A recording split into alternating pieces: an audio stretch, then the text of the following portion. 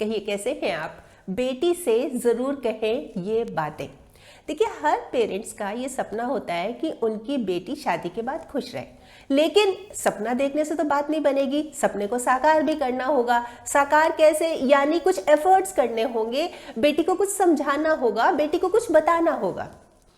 तो अगर आपके यहाँ भी कोई मैरिजेबल एज की डॉटर है या आप बेटी के लिए रिश्ता खोज रहे हैं, तो कुछ बातें ऐसी हैं जो शादी से पहले आपको उसको ज़रूर कहनी चाहिए, ताकि उसकी आने वाली लाइफ खुशहाल रहे। और इस बारे में मैं आज आपको बता रही हूँ 7 बातें। और ये 7 बातें हैं ना, ये नहीं है कि 1-2 सुन ली, हाँ ठीक है, 7 की 7 मोस्ट इंपॉर्टेंट बातें। तो अच्छे से सुनिएगा भाई, बेटी की जिंदगी का जो सवाल है, खुशहाल जिंदगी का। तो मैं शुरू करती हूँ। सबसे पहली बात, हमसे कुछ मत छुपाओ, सब बातें खुल के बताओ, ये बहुत ज़रूरी है। देखिए, छुपाओ से ये मतलब है कि जैसे आपने ये पूछना है शादी के बारे में क्या सोच है, क्या विचार है। कई बार पेरेंट्स ही बहुत जल्दी कर जाते हैं ना, नहीं शादी करो शादी करो। पहले पूछिए क्या सोच है, क्या विचार है। फिर आपकी कोई पर्टिकुलर चॉइस है, आपकी कोई मतलब होता ही है कि मुझे बिजनेसमैन चाहिए, मुझे ऐसा लड़का चाहिए, मुझे गवर्नमेंट जॉब वाला चाहिए, मतलब अलग अलग चॉइस होती है, तो वो पूछनी है उससे। या कहीं आपकी तो कोई पसंद नहीं है। देखिए, ये बातें करनी इसलिए ज़रूरी है कि अगर नहीं की तो उससे क्या होगा, हमने अपनी बात थोप दी, उससे क्या होगा कि लड़की की लाइफ भी खराब। अच्छा, जिस घर में उसकी शादी हो रही है वहां की लाइफ भी खराब, प्लस आपके ऊपर भी, पेरेंट्स के ऊपर भी तो नेगेटिव असर पड़ता है कि नहीं पड़ता। तो जरूरी है ये बात उससे पूछना, उससे खुलकर बात करना, और ये उम्मीद रखें कि हमसे कुछ ना छिपाए, सारी बातें खुल के करनी है। अब दूसरी बात, इमोशनल होकर कोई फैसला नहीं लेना। जैसे कि आपने उससे ये कहना है कि जैसे मान लीजिए हमें कोई फैमिली अच्छी लगी, कोई परिवार अच्छा लगा, हमने वहाँ बात छेड़ दी, ठीक है।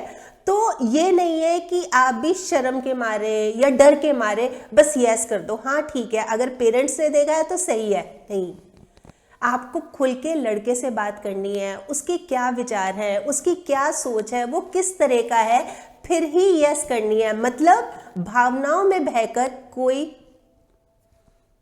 समझ रहे हैं ना, भावनाओं में बहकर कोई कदम नहीं उठाना।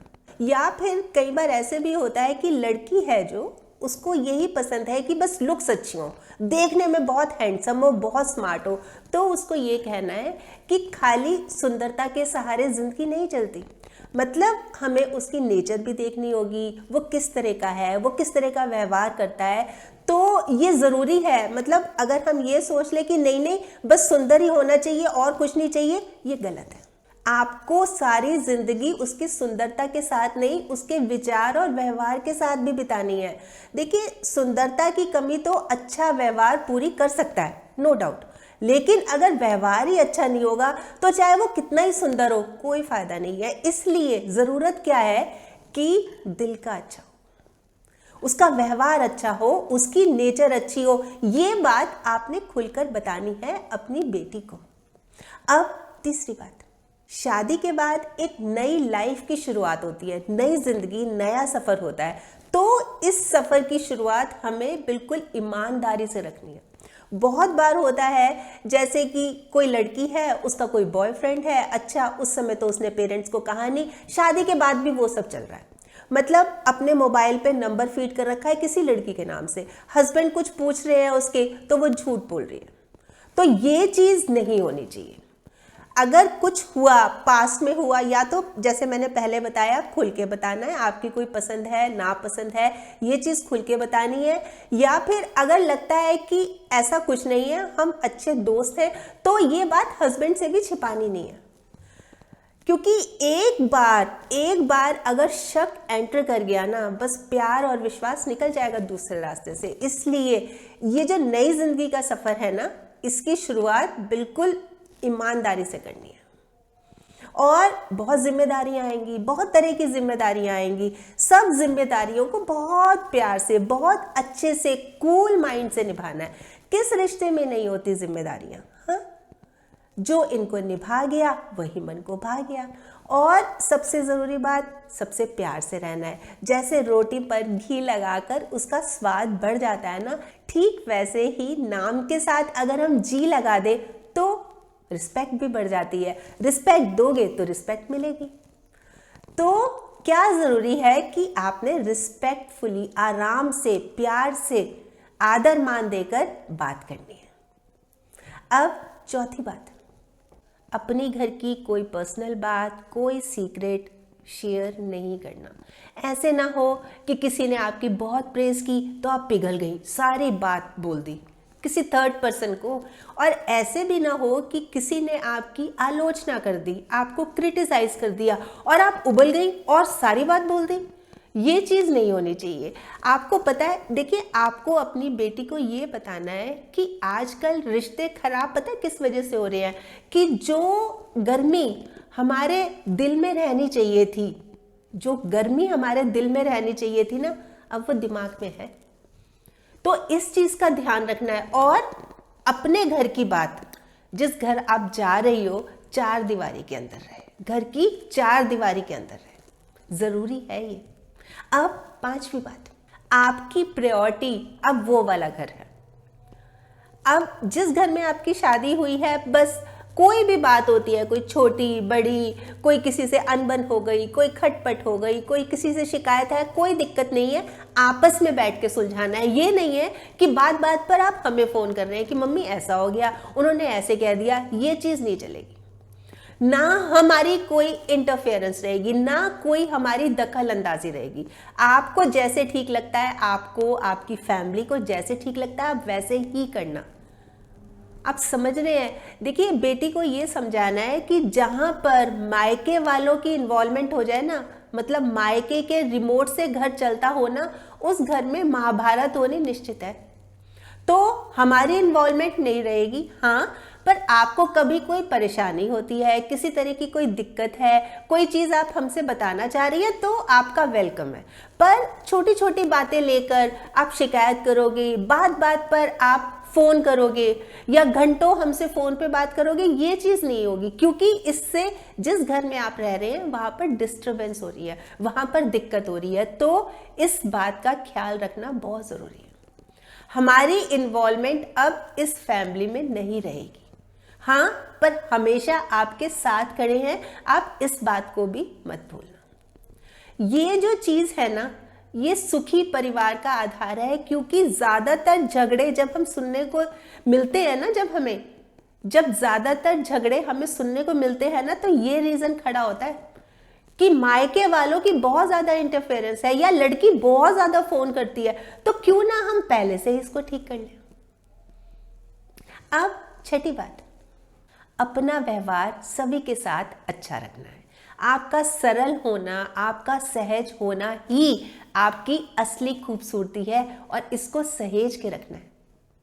सबसे ज़्यादा ज़रूरी बात है ये। जैसे पेड़ होता है, पेड़ की असली खूबसूरती किससे होती है? उसके फूलों से, उसके पत्तों से। ठीक उसी तरह से हमारी इंसान की खूबसूरती भी हमारे अच्छे आचार, हमारे अच्छे व्यवहार से होती है, और वो आपने रखना है। और ये मत सोचना कि पेशेंस है या जो आपकी जो सहनशीलता है ये आपकी कमज़ोरी है। ये कमज़ोरी नहीं है, ये ताकत है आपकी। मतलब आपने पेशेंस रखनी है और सहनशीलता बनाए रखनी है। ये सबसे बड़ी अंदरूनी ताकत होती है जो हर किसी में नहीं होती। अब आप समझदार हैं, आपकी शादी हो रही है ना, तो इस बात का ध्यान रखना है कि आपने जितना कूल माइंड से रहोगे, ठंडे दिमाग से रहोगे और मिलने की कोशिश रखोगे, मेल जो तोड़ने की कोशिश नहीं करोगे, बस किसी तरह से इसका अलग हो जाओ, दूर हो जाओ, हट जाओ, हमने बात नहीं करनी, मेल जोल बना के रखोगे, उतना ही अच्छा रहेगा, उतने ही आप खूबसूरत लगोगे और उतना ही आप परिवार के दिलों में उतरते चले जाओगे। सब पसंद करने लगेंगे, सब पसंद करते ही हैं। अगर हमारा व्यवहार अच्छा होगा, हमारी नेचर अच्छी होगी, हम मिलनसार होंगे। अब 7वीं बात, अपनी पहचान मत खोने देना। देखो, आप अच्छी पत्नी बनोगी, आप अच्छी बहू बनोगी, आप अच्छी माँ भी बनोगी, इस बात में कोई शक नहीं है। लेकिन जो आपके शौक है, जो करना अच्छा लगता है, जो आपकी हॉबी है, उसको मत भूलना। उस पर ज़रूर समय निकालकर उस पर ज़रूर काम करना, यानी अपनी एक अलग आइडेंटिटी, अपनी एक अलग पहचान ज़रूर बनाना। ये चीज़ बहुत ज़रूरी है। मतलब हम ये चाहते हैं कि लोग हमारी वैल्यू करें, हम कुछ करेंगे तभी तो मिलेगी। तो इसको मत भूलना। कुछ ना कुछ ऐसा ज़रूर करना है जो आपके चेहरे पे स्माइल ले आए, जो आपको करना बहुत अच्छा लगता है, जिसको करके आप रिलैक्स फील करती हैं। देखिए, ये बातें आपने एज ए फ्रेंड बतानी है, बिल्कुल फ्रेंडली, बिल्कुल एक बहुत अच्छे पीसफुल माहौल में, ताकि वो ये बातें समझे। मतलब हमने ये बातें लादनी नहीं है, हमने ये बातें उसको समझानी है, बहुत प्यार से समझानी है। क्योंकि देखिए, ये किस लिए ज़रूरी है कि आजकल शादियां देखिए आपने कितनी भव्य होती जा रही है, कितनी लेविश होती जा रही है, रिश्ते उतने ही जर्जर। तो ये चीज़ ना हो, मतलब हमने सपना तो यही देखा है ना कि हमारी बेटी शादी के बाद खुश रहे, तो ज़रूरी है ये बात।